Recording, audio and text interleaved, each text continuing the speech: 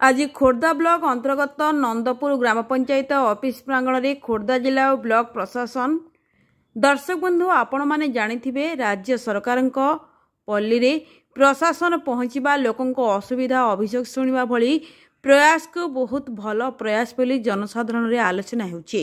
आज खोर्धा ब्लॉक अंतर्गत नंदपुर ग्राम पंचायत रे प्रशासन पहुंची जनसाधारण अभियोग शुणा सह समाधान करिवार एक भल प्रयास बोली बुद्धिजीवी मानक माहल चर्चार केन्द्रबिंदु पलटि। खोर्धा प्रशासन आगमन को नहीं स्थानीय सरपंच विप्लव केशरी बलियार सिंह खुशी देखिले न चले। सरपंच श्रीजुक्त बलियार सिंह समस्त व्यवस्था को निजे उपस्थित रही खोर्धा जिला प्रशासन को स्वागत जणाइबारे कौनसी प्रकार असुविधा करिनथिले।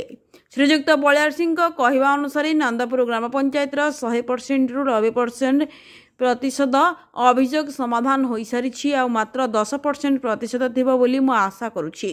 मो ग्राम पंचायत बासींकर असुविधा मो घर घर बुली शुणुछि और समस्त प्रकार अभियोग शुणी तार समाधान करुछि बोली गणमाध्यम रे प्रकाश करिसेंती। आज एही शिविर रे वृद्धा भिन्नक्षम लोक माननकु निज हाथ में उठाई व्हील चेयर बसाई नहीं नूतन व्हील चेयर जोगाई देवा साहाय्य करथिले। खोर्धा जिलार Suryakant Dalai report Odisha daily channel. प्रशासन आसी पहुंची कोन कहबे मोर पंचायतवासी नमस्कार। मु सरपंच विप्लव केशरी बलियार सिंह कहीं मत बहुत खुशी लगुच। डबल इंजिन सरकार जो कथा दे कथा रखी पल्ली प्रशासन से जो सेवा माने गाँ गाँव में बुली सेवा करूँ से सेवार आम पंचायत को आज जिलापाल महोदय एवं ब्लॉक चेयरमैन बीडीओ महोदय एवं बहु अतिथि सीडीएम सार एवं एसपी सार समस्ते मो पंचायत उपस्थित अच्छा।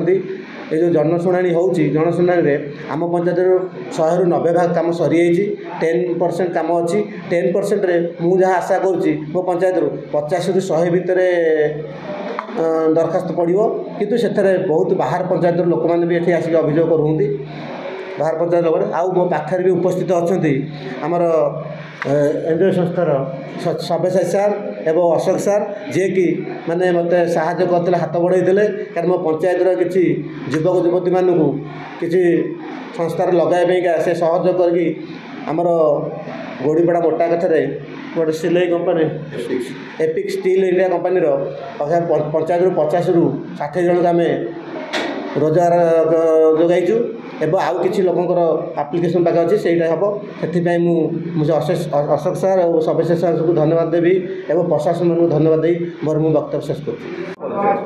नमस्कार मो ना सब्यसाची मु ग्रीन मंडी डील्स रो फाउंडर मो सहित अच्छा अशोक बाबू से मो को फाउंडर।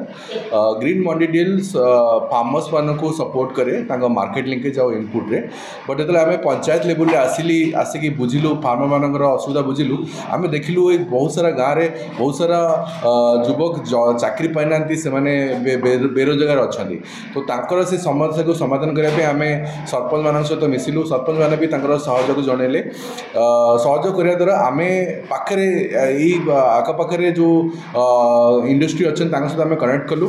एवं रिसेंटली आम एपिक रे ऑलमोस्ट 300 पिला आम चाकरी जोगेचु जोटा कि श्रमिक मान फैमिली आउ पंचायत रे बहुत ज़्यादा हेल्पफुल करुचे। गाँव रु आम 50 रु ऊर्ध्व लोक स्त्री बेसिकली 90% जो माने महिला अच्छा आम रोजगारक्षम करूँ से आम सरपंच विप्लव को अशेष ये दौचु सम्मान दौचु सहयोग कर धन्यवाद दौचु।